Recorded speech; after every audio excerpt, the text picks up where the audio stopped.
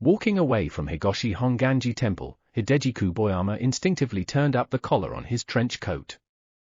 Dead leaves swirled in the chilly air. That must be the famous Mount Hiei wind, he thought to himself, knitting his brows as he waited for the signal to change. It was just like people said, in Kyoto, the cold cuts to the bone. In midwinter, freezing air rushes down from the mountains that surround the city on three sides. In Kobe, where Hideji had been born and raised, the winds that blew down from Mount Rokko were formidable too. But here, the quality of the cold was somehow different. As he made his way down Shomondori, he cast his gaze towards the snow-capped peaks of the Higoshiyama Mountains in the distance. Hideji stopped a postman sitting astride a red scooter and asked for directions. "Excuse me. I'm looking for a restaurant round here. The Kamogawa Diner, I think it's called." "If it's Mr. Kamogawa you're after, his is the second building after that corner," replied the postman in an extremely matter-of-fact tone, pointing down the right-hand side of the street. Hideji crossed the street and stood in front of the two-story structure. It didn't look much like a restaurant, though traces of a former sign and a display window remained. 2 squares of white paint had been scruffily applied to the exterior wall. However, it had none of the gloominess of a vacant building, instead radiating a human warmth that suggested it was still very much a working restaurant. While its appearance might have been off-putting to the average tourist, the smells drifting out were enticing, and from inside came the sound of cheerful banter. "This place has Naga written all over it," muttered Hideji, casting his mind back to the days he'd spent with Naga Kamogawa, his former colleague. The two of them had both moved on to other things now. Despite being Hideji's junior, Naga had been the first to quit the police. He looked up at the restaurant, then opened the sliding aluminium door. "Welcome to O." "If it isn't Hideji." Koisha Kamogawa, a round tray in her hands, froze with surprise. Koisha was Naga's only daughter, and Hideji had known her since she was a baby. "Koisha." "Well, aren't you all grown up?" said Hideji, removing his coat. "Hideji? Is that you?" called Naga as he emerged from the kitchen in his white apron. "So this is your place, after all," said Hideji, grinning broadly at Naga. "I can't believe you found us. Please, take a seat." "Sorry, the place isn't much to look at." Naga wiped down the red cushion of one of the chairs. "I guess I haven't lost my intuition yet," said Hideji, blowing into his numb hands to warm them as he sat down. "How many years has it been, you reckon?" asked Naga as he removed his chef's hat. "I suppose the last time was your wife's funeral." "You were a real help that day," said Naga, bowing in gratitude. Koisha followed suit. "I don't suppose you could rustle something up for me?" "I'm ravenous," said Hideji, glancing sideways at a young man who was shoveling down a bowl of katsudon. "Usually asked first-time customers to leave it up to the chef," said Naga. "Sounds good to me," said Hideji, meeting Naga's gaze. "Coming right up, then." "Just give me a moment," said Naga, donning his hat again as he turned away. "Oh, and no mackerel, please," said Hideji, before taking a sip of his tea. "Don't worry, I remember. We've known each other long enough," replied Naga over his shoulder. Hideji looked around the restaurant. Apart from the young man, the 5 counter seats by the kitchen were unoccupied. There was no one else sitting at the 4 tables either, and nothing resembling a menu in sight. The clock on the wall showed 1:10. "Koisha, can I get some tea?" said the man eating katsudon, setting his now empty bowl down on the counter. "You shouldn't wolf your food down like that, Hiroshi. It's bad for your digestion," said Koisha, pouring tea from a small Kiyomizu-ware teapot. Meanwhile, Naga brought out Hideji's food on a tray. "Looks like quite the feast," said Hideji, his eyes widening. "Not really. They call it Kyoto comfort food these days, but in the past no one would have dreamed of charging people money for simple fare like this. Still, I thought it might be the sort of thing you'd enjoy." Naga was unloading various dishes and small bowls from the tray, arranging them one by one on the table. "You're not wrong. Looks like your intuition hasn't faded either. As Hideji's gaze skipped between the various dishes, Naga went on, stewed arame and deep-fried tofu. Okara croquettes. Kikuna leaves dressed with sesame and miso. Karama-style sardine. Hirosu tofu ball in broth. Pork belly simmered in kaya bancha tea. Fresh tofu curd with sour plum paste. Oh, and Koishi's cucumbers. Extravagant. Rice bran pickled nothing if anything. The highlights are probably the firmly cooked goshu rice and the miso soup with ibaimo taro. Anyway, enjoy the meal. Oh, and make sure you put a good sprinkle of sansho pepper on the soup, it'll warm you right up.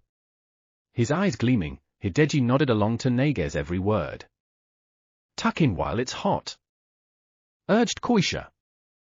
Hideji sprinkled the sansho pepper and picked up the bowl of miso soup. When he sipped it, one of the chunks of taro tumbled into his mouth. Chewing on it slowly, he nodded once, twice, and then a third time. This miso soup's fantastic. What rich flavors. With the thin-rimmed rice bowl in his left hand, his chopsticks danced back and forth between the dishes, reaching towards each in turn. He took a piece of the pork belly, dripping with sauce, and set it on top of the white rice before transporting it to his mouth. As he carefully bit into the meat, a smile began to spread across his face. Next he crunched through the coating of the okara croquette, savoring the soy pulp filling. When he placed the Hirosu tofu ball on his tongue, the delicately flavored broth oozed out, some of it spilling from his mouth.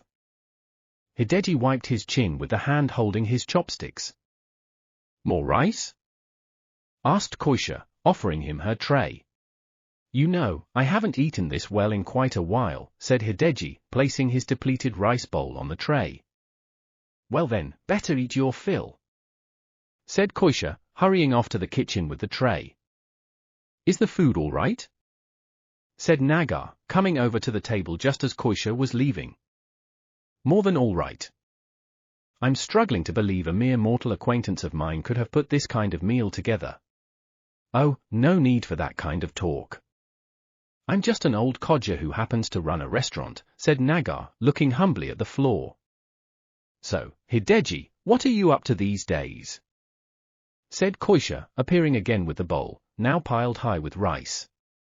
I retired from the force last year. I'm on the board of a security company in Osaka now, said Hideji, gazing eagerly at the glistening white rice before getting to work with his chopsticks. Sounds like they've sorted you out with a nice position. I have to say though, you haven't changed a bit. Still got that sharp look in your eyes, said Naga, meeting Hideji's gaze. The bitterness of these kikuna leaves works very nicely. A real Kyoto flavor, isn't it? Hideji positioned the rest of the salad on top of his rice before polishing it off. Then he crunched on one of the pickled cucumbers. How about steeping your rice in tea? You could mix it with some of the sardine. Koisha, why don't you pour him some hojika? Taking her cue, Koisha poured the hot tea from a banko teapot. So you call it Karama style in Kyoto? Where I'm from, if you simmer something with sansho pepper, that's a Rima style. Must be a case of local pride then. Karama and Arima are both famous for their sansho, aren't they? You learn something new every day, said Koisha. When he had finished the steeped rice, Hideji picked his teeth, then settled back in his chair. To the right of the counter seating, an indigo curtain hung over the entrance to the kitchen. Whenever Naga passed through the curtain, Hideji caught a glimpse of a tatami-matted living room alongside the kitchen space, where a grand-looking Buddhist altar was set into the wall. Mind if I pay my respects? Asked Hideji, peering past the curtain. Koisha led him to the altar. You're looking younger, Hideji, said Koisha, putting her hands on Hideji's shoulders and taking in his features. I hope you're not making fun of me. I've passed the 60 mark, you know. Hideji kneeled and positioned a stick of incense in front of the altar, then set the cushion to one side. Thanks for doing this, said Naga, glancing over at the portrait on the altar and lowering his head. So, Kikuko watches over you while you work? Still kneeling on the tatami mat, Hideji relaxed into a less formal pose and looked up at Naga. More like keeps an eye on me, replied Naga with a chuckle. I never would have thought you'd end up running a restaurant, you know. Actually, I've been meaning to ask since you walked in here. How did you find us? Asked Naga, coming over and sitting by him on the tatami. Well, my boss is a bit of a foodie. He likes to read Gourmet Monthly, and keeps a stack of back issues in the boardroom. When I saw your advert in the magazine, I put 2 and 2 together. Now see, that's why we called you Hideji the Hawk. I can't believe you knew it was my restaurant from a one-line advert like that. There weren't even any contact details. And yet here you are. Naga was shaking his head in admiration. Knowing you, I'm sure there's a reason, but couldn't you make that advert a little less mysterious? The way it reads at the moment, I'll probably be the only one to ever find you. Oh, that's all right by me. I'd rather not be swamped with customers. You always were a funny one, Naga. So, hoping we can track down a dish from your past, by any chance? Asked Koisha, studying Hideji as she stood at Naga's side. Yes, I think I might be, said Hideji, a smile playing about his lips. You still living over in Teramachi? Asked Naga, getting up and walking over to the sink. The same old place by Junenji Temple. Every morning I walk along the Kamogawa River to Demachianaji, then jump on the Keihan line for my commute to the Osaka office. Phew, all this kneeling is tough. At this age, my legs just can't take it. Frowning, Hideji slowly raised himself from the tatami and returned to his seat in the restaurant. Oh, tell me about it. It's always a struggle when the priest comes over for Kikuko's death day. Good on you for getting a priest in though, said Hideji. I haven't had one over to pray for my wife for years. Bet she's furious. He took a cigarette from his breast pocket, then glanced at Koisha as if to gauge her reaction. Oh, go ahead, said Koisha, setting an aluminium ashtray on the table. Excuse me, said Hideji, waving his cigarette in the direction of Hiroshi. Mind if I have a quick puff? Be my guest, replied Hiroshi with a grin, before retrieving a cigarette of his own from his bag. Don't you think it's time you gave up? It's one thing smoking when you're young, but at our age, said Naga across the counter.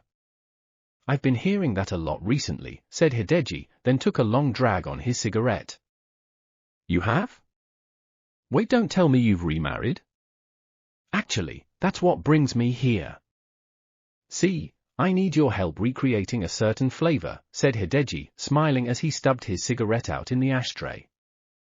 Thanks for the katsudon, it was delicious, said Hiroshi, slapping a 500 yen coin on the counter and walking out of the restaurant with his cigarette dangling from his mouth.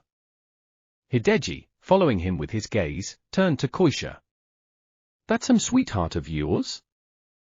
Oh, Hideji, shush! Said Koisha, blushing as she thumped Hideji on the back. He's just one of our regulars. Runs a sushi place around the corner. Hideji, sorry to be so formal, but it's Koisha who runs the detective agency. Could you fill her in on what it is you're looking for? Our office, if you can call it that, is in the back. Got it. All right then, Koisha, ready when you are, said Hideji, making as if to get up. I'll just be a moment, said Koisha, removing her apron and hurrying to the back of the kitchen.